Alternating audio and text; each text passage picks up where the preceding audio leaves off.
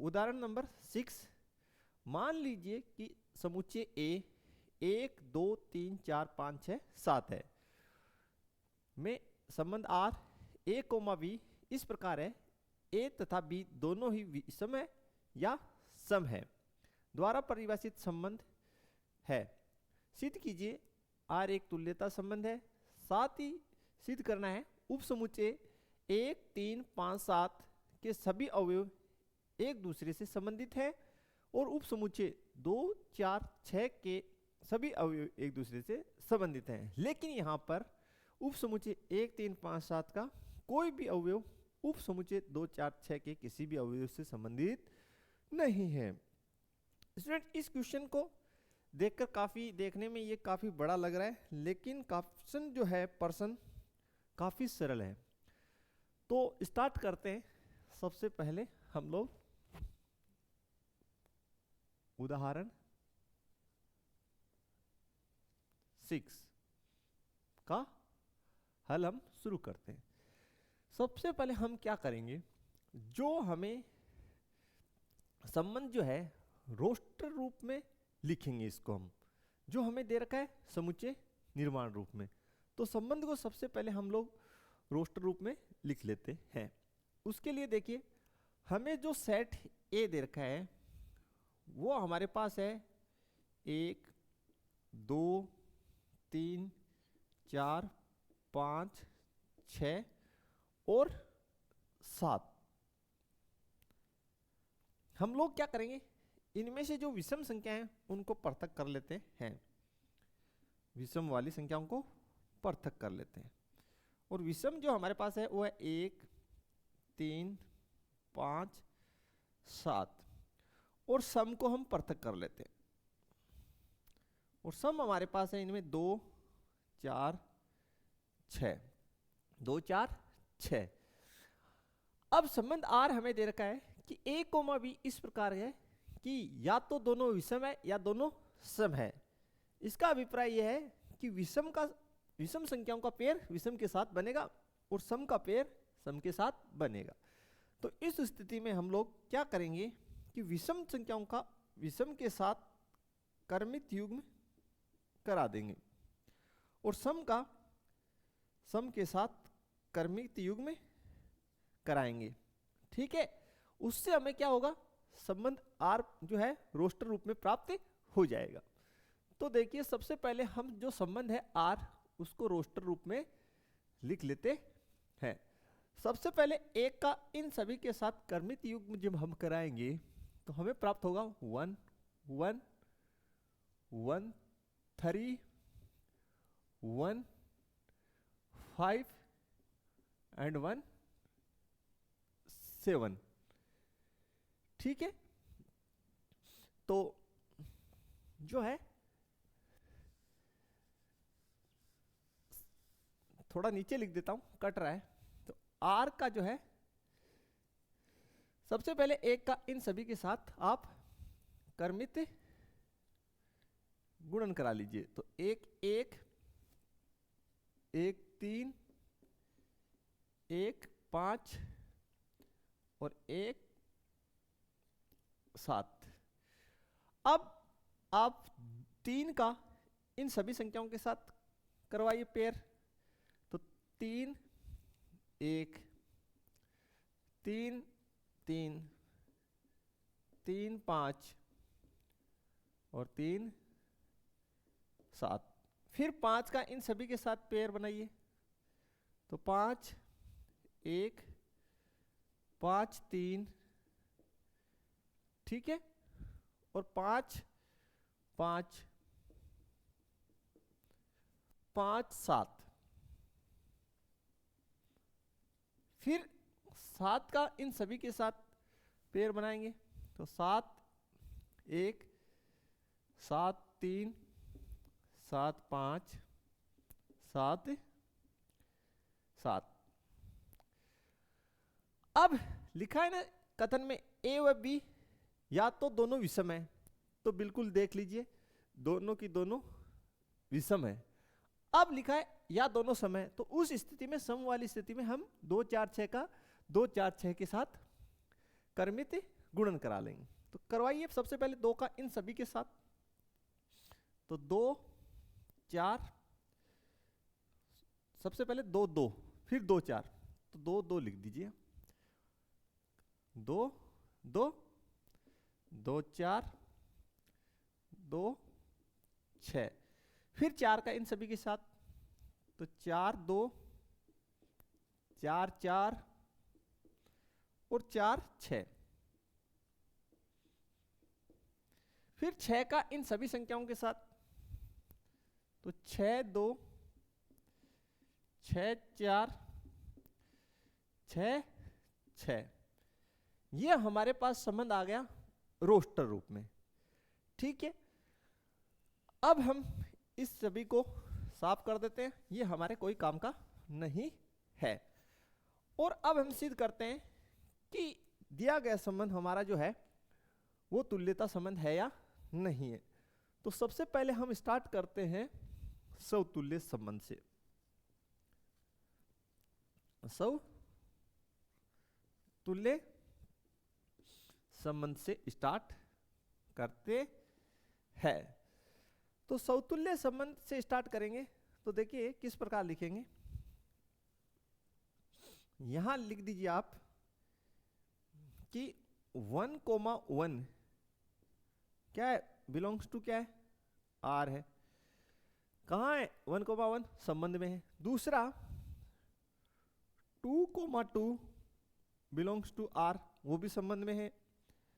3,3 belongs to R and 4,4 belongs to R. 5,5 ये भी belongs to are है अर्थात संबंध में है। 6,6 belongs to R and 7,7 belongs to R. यानी जो हमारे पास सेट ए है उसके जितने भी एलिमेंट हैं उनका खुद का खुद से कनेक्शन है, अर्थात सभी का खुद से कनेक्शन है, अतः दिया गया संबंध कैसा है, समतुल्य। लेकिन ऐसा अगर हम लिखते हैं तो काफी बड़ा हो जाता है, तो इसको हम दूसरे रूप से भी लिख सकते हैं। वो हम कैसे लिख सकते हैं कि वो हम लिख सकते हैं कि a, a belongs to R, a, a belongs to R. जहां पर हमने a कहां से लिया है, जहां a जो है वो संबंधित है किससे, सेट a से, सेट a से। और आगे हम लिख सकते हैं कि a, a दोनों ही विषम है या सम है। देन हम लिख सकते हैं आर समतुल्य संबंध है, आर समतुल्य संबंध है। ठीक है, अब में से बहुत से बच्चे पूछ सकते हैं कि सर ये जो आपने लैंग्वेज के रूप में लिखा है या ये लिखें या ये लिखें। मैंने दोनों तरीके बता दिए, आप लोग ये वाली बात लिखें, परीक्षा में ज्यादा उचित रहेगा, ये मैंने समझाने के लिए आपको बताया। नेक्स्ट देखिए हमारे पास जो है वो है सममित संबंध, उसके बारे में हम लिखते हैं सममित संबंध। तो सममित की डेफिनेशन से ही हम लोग स्टार्ट करेंगे। यदि a, b किसमें, संबंध में है, जहां पे a, b हमने कहां से लिए, वो लिए सेट a से। कहां से लिए, सेट a से। तो देन हम क्या लिख सकते हैं, a, b दोनों ही सम है या विषम है, ही विषम है या सम है। तो देन b, a भी दोनों ही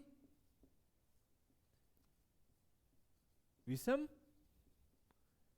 है या सम है या सब है। ठीक है, उस स्थिति में हम यहाँ पे लिख देंगे then B, A belongs to R and then हम लिख देंगे R सममित संबंध है। यही सममित का डेफिनेशन होता है कि A, B संबंध में हो तो हमें B, A संबंध में लाना होता है। नेक्स्ट हम सिद्ध करेंगे संक्रामक संबंध। क्रामक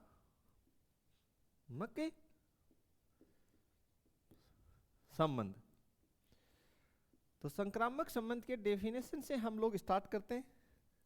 डेफिनेशन से स्टार्ट करते हैं तो लिखेंगे यदि A, B किसमें संबंध में है, वह B, C किसमें संबंध में है। जहां पर ये जो A, B, C ये किससे संबंधित है, सेट A से संबंधित है। तो देन हम क्या लिख सकते हैं, फर्स्ट इससे हम लिखेंगे A, B दोनों ही विषम है या सम है। ठीक है, तथा इससे हम क्या लिखेंगे B, C दोनों ही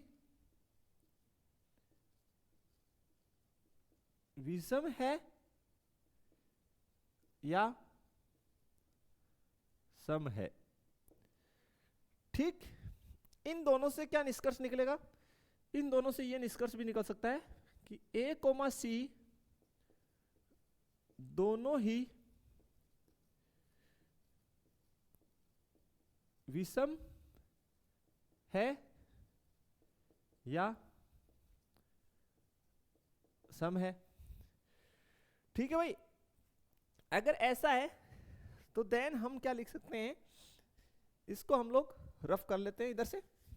तो देन जो है हम लोग लिख सकते हैं then A, C belongs to R, अर्थात A, C संबंध में है। अगर संबंध में है देन हम लिख सकते हैं R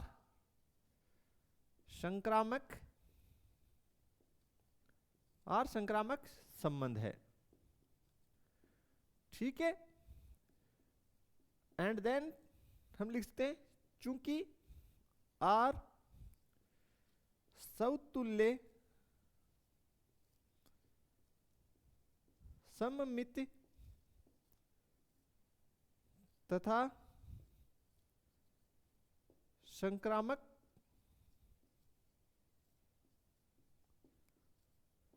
संबंध है, अतः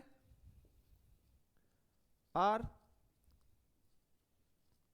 तुल्यता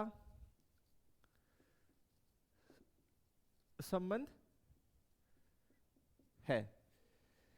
ये तो अभी हमने इसको क्या सिद्ध किया है, तुल्यता संबंध स्थापित किया है। लेकिन अभी इसमें एक एडिशनल यानी अतिरिक्त क्वेश्चन और है कि इस उपसमुच्चय 1, 3, 5, 7 के सभी अवयव एक दूसरे से संबंधित हैं तथा उपसमुच्चय 2, 4, 6 के सभी जो भी एलिमेंट्स हैं वो एक दूसरे से संबंधित हैं, लेकिन 1, 3, 5, 7 का कोई भी अवयव उपसमुच्चय 2, 4, 6 से संबंधित नहीं है। ये अभी हमें सिद्ध और करना है। तो इस सारे को हम लोग अभी रफ कर लेते हैं। तो क्वेश्चन ये देखने में काफी आपको बड़ा लग सकता है, बाकी क्वेश्चन काफी वास्तव में इजी है अगर आपका जो बेसिक कंसेप्ट है समतुल्य, सममित और संक्रामक को लेकर वो क्लियर है तो। और अगर आपका स्टूडेंट समतुल्य, सममित और संक्रामक को लेकर बेसिक कंसेप्ट क्लियर नहीं है तो आप लोगों को क्वेश्चन करने से पहले जो बेसिक के वीडियोस हैं वो एक बार अच्छे से देख लेने चाहिए। तो नेक्स्ट क्वेश्चन करते हैं। देखिए आप लोगों को दे रखा है कि उपसमुच्चय जो है समूचे 1 3 5 7 के सभी अवयव एक दूसरे से संबंधित हैं। बिल्कुल है, क्योंकि हमने 1 3 5 7 का किसके साथ क्रमित गुणन करवाया था? 1 3 5 7 के साथ ही तो करवाया था। ठीक है, तो आप लिख दीजिए, यहां लिखेंगे कैसे? संबंध R से स्पष्ट है कि उप समुच्चय 1 3 5 7 के सभी अवयव एक दूसरे से संबंधित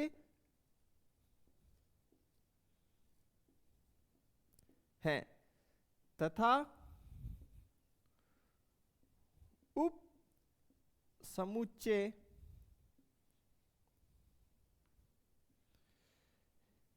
दो उप समुच्चय 1 3 5 7 का कोई भी अवयव उप समुच्चय 1 3 5 7 का कोई भी अवयव का कोई भी अवयव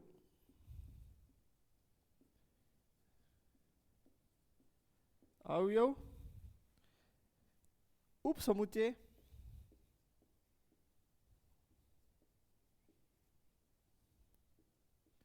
2 4 6 से संबंधित नहीं है।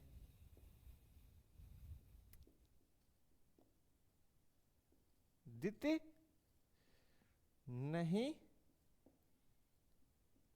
है। और इसी प्रकार ये लैंग्वेज नीचे लिख सकते हैं। तो इसी प्रकार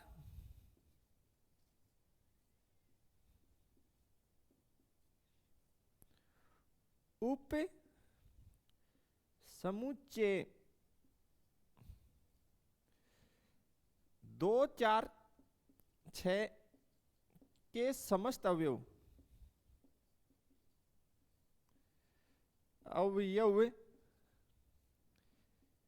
एक दूसरे से संबंधित हैं,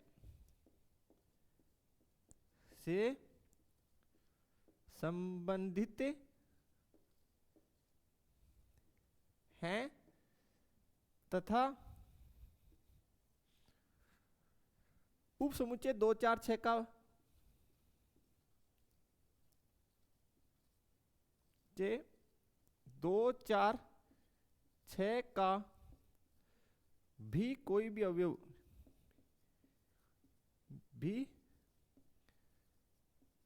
अवयव उप समुच्चय